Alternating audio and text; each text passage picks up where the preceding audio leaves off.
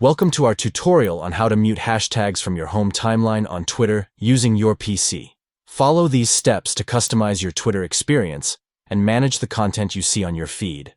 To get started, click on More from the side navigation menu, then select Settings and Privacy.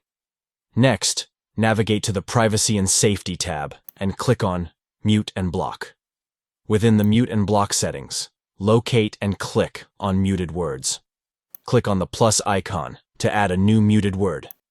Enter the hashtag you'd like to mute and then select Home Timeline to specify where the mute will apply. Choose from Anyone to specify that the muted hashtag applies to tweets from any user. Under Mute Timing, select the duration for the mute: forever, 24 hours from now, 7 days from now, or 30 days from now. Once you've made your selections, click on Save to apply the mute settings. By following these steps, you can effectively control the content you see on your Twitter feed by muting specific hashtags. Enjoy a more tailored and personalized Twitter experience by managing your muted words and hashtags. Thank you for watching this tutorial.